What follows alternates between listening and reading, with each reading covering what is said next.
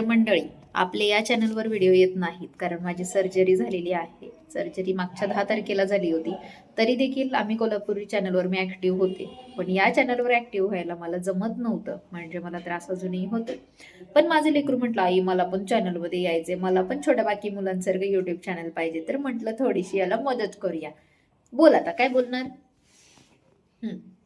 बोल. नाही बोलायचं? नको ना मग चॅनल कॅन्सल विचार. हा कॅन्सल नाही? मग बोल ना, तसं नको खाऊ नको त्याला. काय बोलायचं?